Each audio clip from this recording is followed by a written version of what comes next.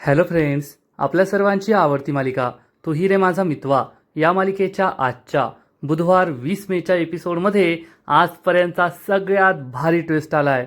Friends, खरंच ही मालिका आता पाहायला खूप मजा येते. मग नेमकं घडलंय तरी काय? तर फ्रेंड्स, अंजलीने ईश्वरीला चॅलेंज दिलं, 24 तासाच्या आत तुझ्या आईला आणि या रमाकांतला निर्दोष सिद्ध करून दाखव की यांच्यात कोणतंच नातं नव्हतं. ईश्वरीने हे चॅलेंज ॲक्सेप्ट केलं आणि मग हे चॅलेंज पूर्ण करायचं असेल तर श्रीकांत धुमाळला शोधावं लागेल. त्यामुळे अर्णव आणि ईश्वरी श्रीकांत धुमाळला शोधायला घराबाहेर पडले. श्रीकांत धुमाळला वल्लरीने आधीच लपून ठेवलं होतं, पण अर्णवने एक वेगळंच रूप घेतलं. त्याचं हे रूप पाहून तुम्हाला सुद्धा खूप आनंद होईल. अर्णवने या श्रीकांत धुमाळला शोधून काढलंय आणि मामीचं तोंड काळं झालंय. आता फक्त गाढवावरून तिची वरात काढायचंच बाकी आहे. मग हे सगळं नेमकं घडलं तरी कसं हे जाणून घेण्यासाठी हा व्हिडिओ शेवटपर्यंत नक्की पहा. फ्रेंड्स, आजच्या एपिसोडच्या सुरुवातीलाच वल्लरी रमाकांतला पकडण्यासाठी पोलिसांना घेऊन आलेली असते आणि वल्लरी ही पोलिसांना सांगते फक्त ही ईश्वरीच या माणसाला कुटुंबाचा सदस्य मानते, नाहीतर आम्ही कुणीच त्याला आमच्या कुटुंबाचा भाग मानत नाही. हे ऐकून रमाकांतला खूप वाईट वाटतं. ईश्वरी दुःखी होते. रमाकांत पुढे येतो आणि म्हणतो, मला माफ करा, पण हा वेश घालून चोरी करण्याचा विचारसुद्धा माझ्या मनाला शिवू शकत नाही आणि इतकी वर्ष साधना केल्यानंतर मला आता पैसा नाही तर माझी नाती महत्त्वाची आहेत. तेवढ्यात अंजली पुढे येते आणि विचारते, नाती? कसली नाती? कोणती नाती? या घरात तुमची कोणतीच नाती नाहीये. तुमचं नातं फक्त त्या बाईबरोबर, ज्या बाईबरोबर तुम्हाला रंगेहात पकडलं होतं. हे ऐकून रमाकांतला खूप वाईट वाटतं. ईश्वरीसुद्धा दुःखी होते. अंजली रमाकांतला म्हणते, आमच्याबरोबर तुमचं कोणतंच नातं नाहीये. जा आणि त्या ईश्वरीच्या आईबरोबर तुमचं नातं निभवा. रमाकांत आणि ईश्वरी खूप दुःखी होतात आणि मग इन्स्पेक्टर म्हणतो, चला आता आम्हाला यांना अटक करावीच लागेल. पण तेवढ्यात ईश्वरी पुढे येते आणि म्हणते, इन्स्पेक्टर साहेब, मी तुम्हाला विनंती करते, माझ्या सासरेबुवांना अटक करू नका. ते खूप चांगले आहेत. त्यांनी चोरी केलेली नाही आहे. तर इन्स्पेक्टर म्हणतात, मॅडम आम्ही काय करणार? या मॅडमने तक्रार केली आहे ना, तुम्ही त्यांना तक्रार मागे घ्यायला सांगा, मग आम्ही त्यांना अटक नाही करणार. ईश्वरी ही मामीला विनंती करते, मामी प्लीज तक्रार मागे घ्या. पण मामी माजुरडेपणाने म्हणते, मी तक्रार वगैरे मागे घेणार नाही आहे. ईश्वरीला खूप वाईट वाटतं. ईश्वरी आजीजवळ जाते आणि म्हणते, आजी तुम्हालासुद्धा कुठेतरी मनात ठाऊक आहे की बाबा असं कधीच करू शकत नाही. ते स्वतःच्याच घरात चोरी नाही करू शकत. तुम्ही प्लीज मामीला सांगा नाही तक्रार मागे घ्यायला. घरातील भांडण हे घरातच राहायला पाहिजे. आपण यांना पोलिसांच्या स्वाधीन नाही करू शकत. आजीलासुद्धा हे पटतं. आजी पुढे येते आणि म्हणते, वल्लरी तक्रार मागे घे. वल्लरीला मोठा धक्काच बसतो. वल्लरी म्हणते, आई यांनी माझे दागिने चोरलेत म्हणून मी तक्रार मागे घेणार नाहीये. इन्स्पेक्टर साहेब, आत्ताच्या आत्ता यांना अटक करा. वल्लरी असं बोलतेय त्यामुळे सगळ्यांना खूप वाईट वाटतं की ही आजीचं सुद्धा ऐकत नाहीये. आणि मग आजीचा नाईलाज होतो आणि आजी इन्स्पेक्टर साहेबांसमोर हात जोडते आणि म्हणते, इन्स्पेक्टर साहेब, मी तुमची माफी मागते. तुमचा वेळ वाया गेला, पण आम्हाला तक्रार मागे घ्यायची आहे. या व्यक्तीविरुद्ध आमची कोणतीही तक्रार नाही आहे. तुम्ही त्यांना अटक करू नका. इन्स्पेक्टर म्हणतो, ठीक आहे मॅडम. इन्स्पेक्टर तेथून निघून जातो. वल्लरीला खूप राग येतो, पण आजीसमोर बोलण्याची तिची हिंमत नसते. ईश्वरी, रमाकांत यांना बरं वाटतं आणि मग वल्लरी ही ईश्वरीला जाब विचारते, काय गं ईश्वरी, तू यांना अटक नाही करू दिलीस, मग यांच्या झोळीत माझे दागिने आणि पैसे कसे आले? याचं उत्तर आहे का तुझ्याकडे? ईश्वरी म्हणते, मामी. पण ईश्वरी काही बोलणार इतक्यात राजेश पुढे येतो आणि म्हणतो, मामी झालं गेलं विसरून जा. कशाला ही गोष्ट एवढं वाढवताय? आपल्या घरातील गोष्ट आहे ना, ती कशाला लक्षात ठेवायची? तेवढ्यात आकाश पुढे येतो आणि म्हणतो, मी सुद्धा तेच म्हणतोय, सगळं विसरून जाऊन आपण पुढे जाऊया. तर अंजली विचारते, कसं विसरणार? मी नाही विसरणार. म्हणजे ईश्वरीने ज्यांना घरात आणलं त्यांनी केलेलं सगळं विसरून जायचं? आणि ईश्वरी माझ्या नवऱ्याबरोबर कशी वागली ना, ते मी नाही विसरू शकत. मला आठवतंय ना, चांगलं आठवतंय. ईश्वरीने चॅलेंज दिलं होतं की 48 तासात ती माझ्या नवऱ्याचं सत्य सगळ्यांसमोर आणणार, पुरावे सगळ्यांसमोर मांडणार. आता मी सुद्धा ईश्वरीला चॅलेंज देते. 48 नाही तर फक्त 24 तासात या ईश्वरीने सिद्ध करून दाखवावं की तिची आई आणि माझे बाबा यांचा काहीच संबंध नव्हता. त्यांच्यात कोणतंच नातं नव्हतं, तरच त्यांना या घरात राहता येईल, नाहीतर 24 तासानंतर त्यांनी हे घर सोडून निघून जायचं. ईश्वरी आणि रमाकांतला मोठा धक्काच बसतो. मामी, राजेश, आकाश, अर्णव, मामा या सगळ्यांना कळतच नाही की आता ईश्वरी काय उत्तर देणार. आणि मग ईश्वरीला झालेलं सगळं आठवतं, जेव्हा तिच्या आईने तिला 26 वर्षांपूर्वी काय घडलं ते सांगितलं होतं. रमाकांत आणि तिची ती हॉटेलमधली भेट, मग रमाकांतला चक्कर येणं, रमाकांतला तिच्या आईने सावरणं, तेवढ्यात पत्रकारांनी पुढे येणं आणि रमाकांत आणि सुप्रियाचे फोटो काढून सगळीकडे व्हायरल करणं. त्यानंतर त्यांची किती बदनामी झाली होती हे सगळं ईश्वरीला आठवतं. आणि ईश्वरी अंजलीला वचन देते, ठीक आहे अंजलीताई, तुमची हीच इच्छा असेल ना, तर मी तुम्हाला वचन देते, 24 तासांच्या आत माझी आई आणि तुमचे बाबा यांचा काहीच दोष नव्हता, त्यांचं कोणतंच नातं नव्हतं हे मी सिद्ध करेल. आणि एवढंच नाही तर त्यांना या प्रकरणात कुणी अडकवलं होतं त्या व्यक्तीला सुद्धा तुमच्यासमोर उभं करेल. ईश्वरी अंजलीचं हे चॅलेंज ॲक्सेप्ट करते. घरातील सगळ्यांना जबर धक्का बसतो. मामी तर थरथर कापू लागते. ईश्वरी सगळं सत्य समोर आणणार, मला अंजली समोर उभं करणार, यावर तिचा विश्वासच बसत नाही. मामी रमाकांतकडे वाकड्या नजरेने पाहते. रमाकांत, अर्णव, राजेश, आकाश, आजी कुणी काहीच बोलत नाही. ईश्वरीकडे अंजली रागारागाने पाहते, मनात विचार करते, पाहतेच तू तुझं चॅलेंज कसं पूर्ण करते. आणि ती तेथून निघून जाते. आणि मामी मात्र थरथर कापत असते. मी स्वतःच्याच पायावर धोंडा मारून घेतलाय हे मामीला समजतं. आणि ईश्वरी विचार करते, चॅलेंज तर दिलंय, आता पूर्ण कसं करायचं. थोड्या वेळानंतर ईश्वरी ही घराबाहेर असते आणि पुढे काय करायचं याबद्दल विचार करत असते. तिला आठवतं की अंजलीने आपल्याला फक्त 24 तासांची वेळ दिली आहे बाबा आणि आईला निर्दोष सिद्ध करण्यासाठी. काय करावं हाच प्रश्न ईश्वरीला पडलेला असतो. आणि तेवढ्यात सुप्रिया तिला व्हिडिओ कॉल करते. ईश्वरी पाहते की सुप्रियाचा व्हिडिओ कॉल आहे. ईश्वरी फोन उचलते. सुप्रिया म्हणते, अगं ईश्वरी, जाणून बुजूनच व्हिडिओ कॉल केला, अर्णव आहेत का बाजूला, दे बरं त्यांना, मला त्यांच्याशी बोलायचं आहे. तर ईश्वरी चक्क रडू लागते आणि म्हणते, बरे आहेत ते. सुप्रियाला समजतं की ईश्वरी दुःखी आहे आणि रडतीये. सुप्रिया विचारते, काय गं इशू बाळा, काय झालं, का रडतेस तू. आणि ईश्वरीच्या अश्रूंचा बाण सुटतो आणि ईश्वरी ढसाढसा रडू लागते. सुप्रिया विचारते, इशू काय झालंय, का रडतेस तू. आणि मग ईश्वरी सुप्रियाला सगळं सत्य सांगते की मी अंजलीताईंचं चॅलेंज ॲक्सेप्ट केलं आहे. 24 तासांच्या आत तू आणि अर्णव सरांचे बाबा निर्दोष होते हे मी सिद्ध करणार आहे. आणि या सगळ्यामागे कोण आहे ते सुद्धा सिद्ध करून दाखवणार आहे. सुप्रियाला जबर धक्काच बसतो. सुप्रिया विचारते, अगं पण इशू बाळा, तू असं चॅलेंज का ॲक्सेप्ट केलं जे पूर्ण होऊ शकत नाही. ईश्वरी म्हणते, आई, पण मला आता हे सहन होत नाही आहे. त्या सगळ्या प्रकरणामुळे अर्णव सर त्यांच्या बाबांपासून कायमचे दुरावले गेले आहेत. आणि तुझ्यावर सुद्धा घाणेरडे आरोप होत आहे. तुझ्याबद्दल काही बाही बोललं जात आहे. बाबांना या घरात कुणीच ॲक्सेप्ट करत नाही आहे. ते सुद्धा दुःखी आहेत. त्यामुळे आता मला हे सहन करण्याच्या पलीकडे गेलं आहे, म्हणून मी ते चॅलेंज ॲक्सेप्ट केलं. सुप्रिया म्हणते, पण इशू बाळा, तू हे सगळं कसं सिद्ध करणार. कारण मी आणि रमाकांत हे दोघे एकमेकांसमोर आलो तरी त्याने काहीच सिद्ध होणार नाही. कुणीच आमच्यावर विश्वास ठेवणार नाही. तूच मला सांग आता पुढे काय करायचं. ईश्वरी म्हणते, आई मला नाही माहीत आता पुढे काय करायचं आहे. पण आता पुढे काय होणार हेच मला कळत नाही आहे. तू विचार करू नकोस, मी करेल काहीतरी आणि लवकरात लवकर सगळे पुरावे शोधून काढेल, तुम्हाला दोघांना निर्दोष सिद्ध करेल. सुप्रियाला खूप टेन्शन येतं. ईश्वरी फोन कट करते. आता पुढे काय होईल हा प्रश्न सुप्रियाला पडतो. ईश्वरीला सुद्धा टेन्शन आलेलं असतं की मी आई आणि बाबांना निर्दोष कसं सिद्ध करणार.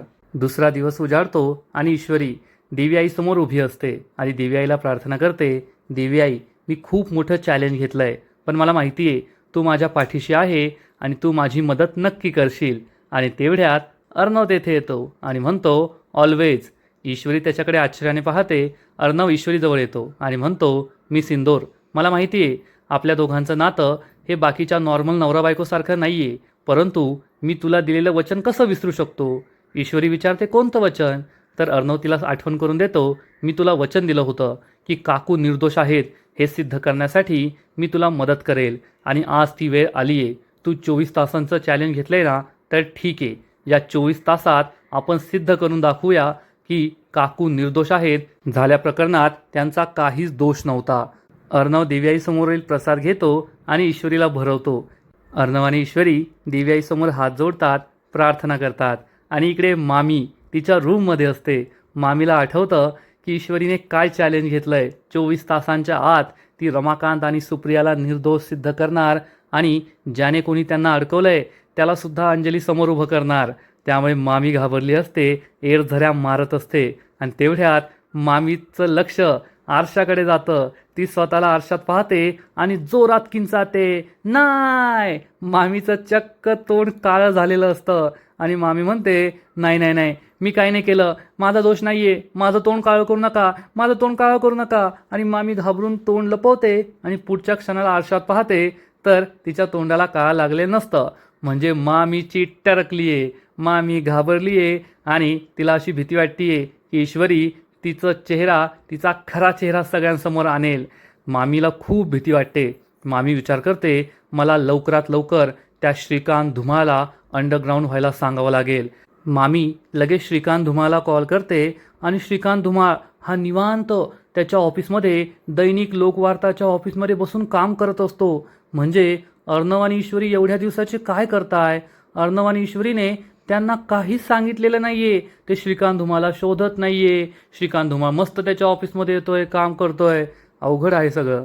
श्रीकांत धुमाळ त्याच्या ऑफिसमध्ये काम करत असतो. तो फोन उचलतो आणि एकदम उद्धटपणे विचारतं, बोला, कशाला फोन केलाय?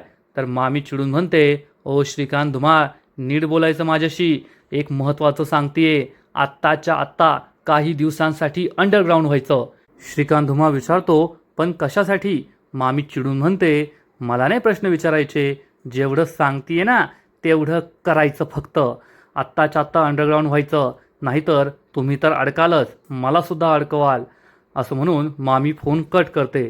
श्रीकांत धुमालाही टेन्शन येतं आणि मामीलासुद्धा टेन्शन येतं. आणि थोड्याच वेळात अर्णव आणि ईश्वरी दैनिक लोकवार्ताच्या ऑफिसला पोहोचतात. ईश्वरी अर्णवला विचारते, सर, तो श्रीकांत धुमाळ आपल्याला भेटेल का? आपल्याला माहिती सांगेल का? अर्णव म्हणतो, तू थांब 2 मिनटं, मी आलोच. असं म्हणून अर्णव गाडीच्या खाली उतरतो. आणि त्यानंतर अर्णव जे काही करतो ना त्यावर तुमचा विश्वासच बसणार नाही. अर्णव हा गाडीच्या मागे येतो, गाडीची डिक्की उघडतो आणि चक्क सगळ्यांसमोर उघड्यावर आपला शर्ट काढतो. अर्णवचे 6 पॅक ॲप्स. आणि मग तेथे एक बॅग ठेवलेली असते डिक्कीमध्ये.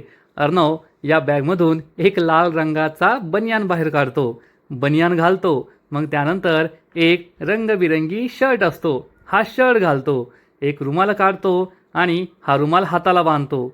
आणि अर्णवचं एक वेगळंच रूप तुम्हाला पाहायला मिळणार आहे. ईश्वरी ही गाडीतच वाट पाहत असते की अर्णव सर येतील आणि अर्णव हा खुल्लम खुल्ला आपले कपडे चेंज करत असतो. कपडे घालून झाल्यानंतर अर्णव डोक्यावर एक कॅप ठेवतो, टोपी ठेवतो आणि मग वेगळा सनग्लाससुद्धा घालतो. एकदम टपोरी भाईचा लुक त्याने घेतलेला असतो. ईश्वरी विचार करते, अर्णव सर अजून का नाही आले? आणि ईश्वरी ही गाडीतून खाली उतरते आणि चक्क अर्णव तिच्या समोर येऊन उभा राहतो. अर्णवला आजपर्यंत तुम्ही असं कधीच पाहिलं नसेल. त्याचा लुक हा एकदम टपोरी असतो. ती टोपी, तो गॉगल, काय तो लाल रंगाचा बनियान, तो टी शर्ट आणि तो शर्ट असा त्याची गाठण मारलेली असते. एकदम टपोरी भाईचा लुक असतो. ईश्वरी त्याच्याकडे पाहतच राहते. पण ईश्वरी ही अर्णववर आणखीनच फिदा होते. अर्णवचा हा लुक तिला खूप आवडतो. अर्णव ईश्वरी जवळ येतो आणि तिची ती एकदम साऊथ स्टाईल, चिंगम खाण्याची स्टाईल एकदम भारी.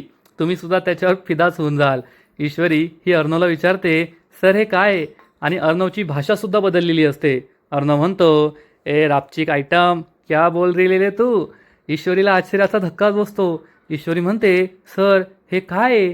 तर अर्णव म्हणतो, मिस इंदोर, त्या श्रीकांत धुमाळला बाटलीत उतरवायचं असेल ना तर असं गेटअप वगैरे चेंज करावा लागतो, नाहीतर तो काय अर्णव राजशिर्केला भेटणार नाही. ईश्वरी म्हणते, अरे वा सर, खूप भारी आयडिया केली तुम्ही. अर्णव म्हणतो, अब तू इधर ही रुक, मैं अंदर जाता है, वो धुमाल के मुंह में रुमाल रखे आता है. फ्रेंड्स, अर्णवचे डायलॉगसुद्धा खूप फनी आहे, त्याची ॲक्टिंगसुद्धा खूप भारी आहे. ईश्वरी त्याच्या मागे मागे जाऊ लागते. तर अर्णव म्हणतो, अरे तू क्यों आ रही है?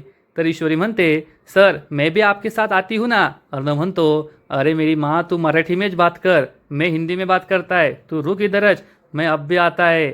ओ धुमाल का कैसा हाल करता ना, तू देखतीच रे. असं म्हणून अर्णव ऑफिसमध्ये निघून जातो. ईश्वरी खूप खुश होते.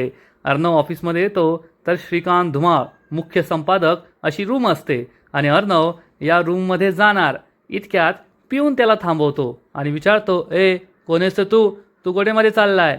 तर अर्णव म्हणतो, ए आपण जा रेला आहे श्रीकांत धुमाल को मिलने. अर्णवला हा पिऊन म्हणतो, नाही नाही तुम्ही असे नाही भेटू शकत, आधी त्यांच्या असिस्टंटला भेटा आणि मग जा.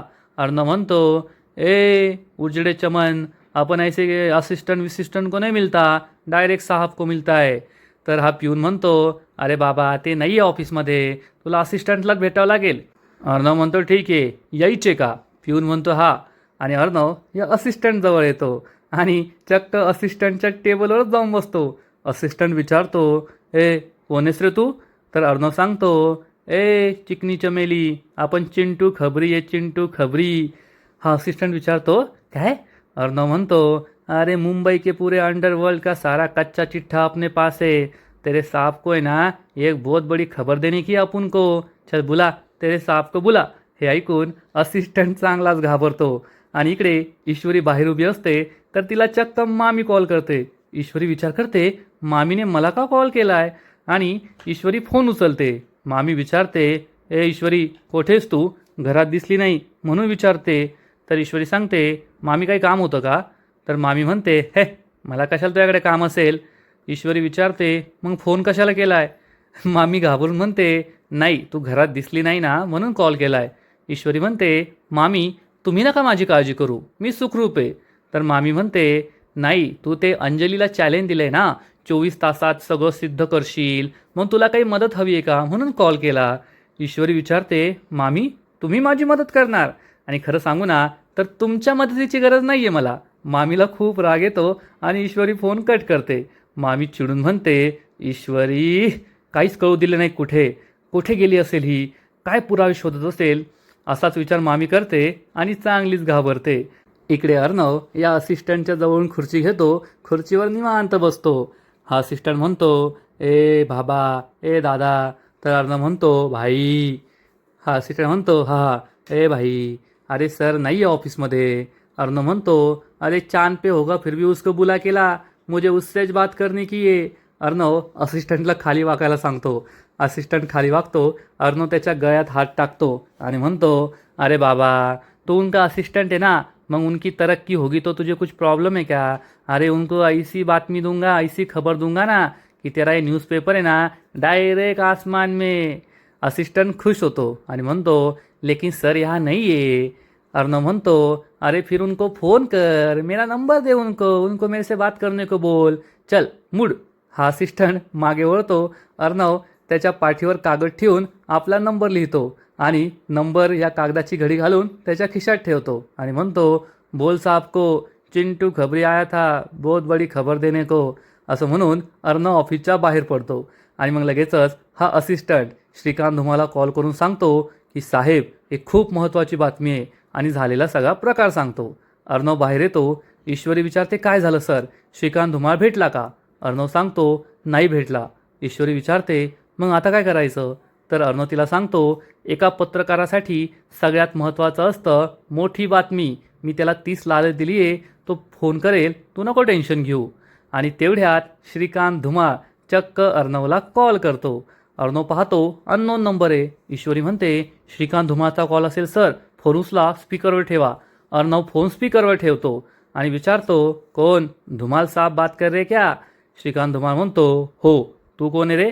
तर अर्णव म्हणतो, क्या साहब भूल गए क्या, आपण चिंटू खबरी. श्रीकांत धुमाळला संशय येतो. तो विचारतो, कोण चिंटू खबरी? मी नाही ओळखत, आपण आधी भेटलोय का? तर अर्णव म्हणतो, क्या साहब अपन क्या रिश्तेदार है क्या, तू मुझसे पहले मिलेला होगा? अरे पहले नहीं मिले, लेकिन मेरे पास है ना बहुत बड़ी खबर है, और आप तो अभी रिटायर होने वाले हैं, कुछ धमाका करो. मुंबई में एक ऐसा एरिया है ना जहाँ पेट्रोल डीजल की मिलावट हो रही है, भेल हो रही भेल, और आपको वो खबर देने की है, आप मिलोगे तो बताऊंगा, नहीं तो दूसरे पत्रकार बहुत है. श्रीकांत धुमाळ म्हणतो, ठीक आहे, कुठे भेटायचं ते सांग. अर्णव म्हणतो, अरे साहब ओ लाल पीली टाकी है ना, उसके पीछे एक गोडाउन है, वहाँ मिलो ना अपन को, वहाँ एक टॉकी है उसके पीछे. श्रीकांत धुमाळ म्हणतो, ठीक है ये तो मी. अर्णव म्हणतो, अब कैसा बात बोला, मिलो फिर आपको पूरी की पूरी टिप देता है. असं म्हणून अर्णव फोन कट करतो आणि श्रीकांत धुमाळ अर्णववर विश्वास ठेवून त्याला भेटायला तयार होतो. अर्णव म्हणतो, मी सिंदोर, चल बस लवकर. हे दोघे गाडीत बसतात आणि श्रीकांत धुमाळला भेटायला जातात. इकडे वल्लरी ही सुद्धा श्रीकांत धुमाळला कॉल करत असते, पण श्रीकांत धुमाळचा फोन काय लागत नाही. वल्लरीला खूप टेन्शन येतं. ती विचार करते, या श्रीकांत धुमाळला मी अंडरग्राऊंड व्हायला सांगितलंय, पण हा फोन का उचलत नाहीये, त्याचा फोन का लागत नाहीये. ट्रॅकरवर पाहते आणि ती ट्रॅकरवर पाहते तर तिने जेथे श्रीकांत धुमाळला लपवलंय तेथे त्याची गाडी असते. वल्लरी म्हणते, बरं झालं तो जागेवरच आहे, पण मला कन्फर्म करायला हवं, मी असं त्याला नाही सोडू शकत. असा विचार करून वल्लरी आपल्या माणसाला कॉल करते आणि हा माणूस फोन उचलतो. वल्लरी त्याला म्हणते, शशी, तो श्रीकांत धुमाळ फार्म हाऊसवर आहे की नाही ते चेक कर. शशी म्हणतो, ठीक आहे मॅडम, मी चेक करतो. वल्लरी फोन कट करते आणि हा माणूस चेक करून वल्लरीला परत फोन करतो. वल्लरी विचारते, आहे की नाही, तर शशी सांगतो, नाही मॅडम, त्याची गाडी येथेच आहे, पण तो येथे नाही आहे. वल्लरीला जबर धक्काच बसतो. वल्लरी चिडून म्हणते, अरे मूर्खा, तुला काय मी तेथे मजा करायला पाठवलंय का फार्म हाऊसवर? तुला मी पैसे कशाचे देते, त्याच्यावर लक्ष ठेवण्यासाठीच देते ना. असा कसा तो गायब झाला? आणि हा माणूस म्हणतो, ठीक आहे मॅडम, मी त्याला आत्ताच्या आत्ता शोधतो. वल्लरी खूप चिडते.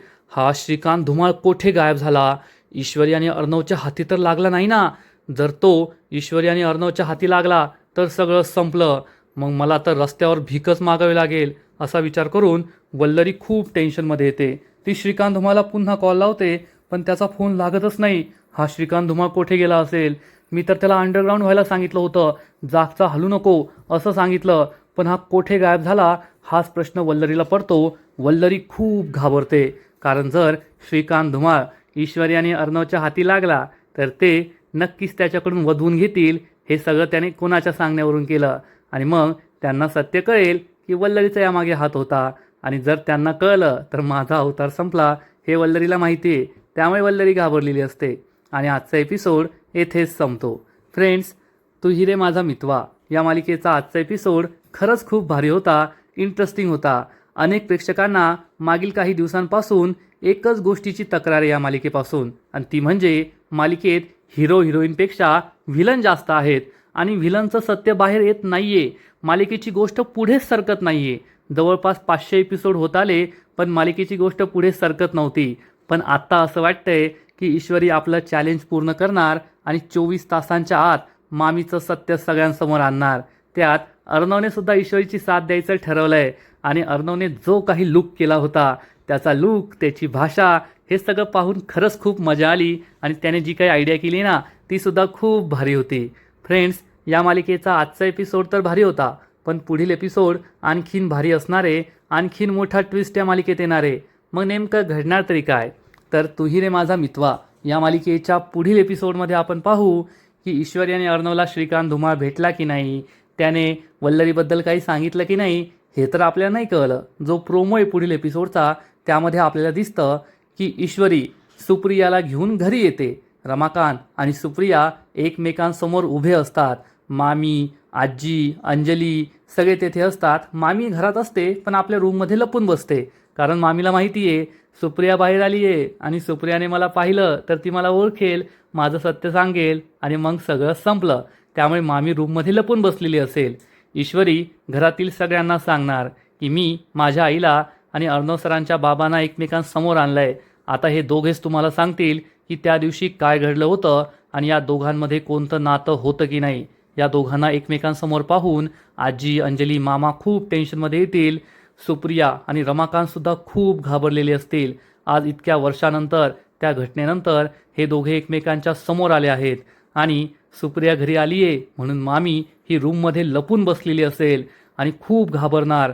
जर सुप्रियाने मला पाहिलं तर ती मला लगेच ओळखेल, माझं सत्य सगळ्यांना समजेल आणि माझं सत्य सगळ्यांना समजलं मग इतकी वर्ष मी जी मेहनत केली आहे ती पूर्ण मातीमोल होणार. असा विचार करून मामी ही रूममध्ये लपून बसलेली असेल.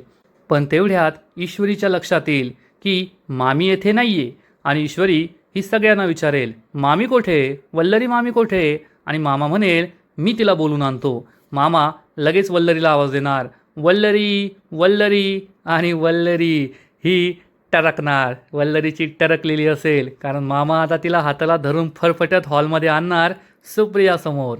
फ्रेंड्स, आता हा जो प्रोमो आहे हा प्रोमोच खरा असेल की यापेक्षा वेगळं काही मालिकेत दिसणार हे तर आपल्याला उद्या कळणार आहे.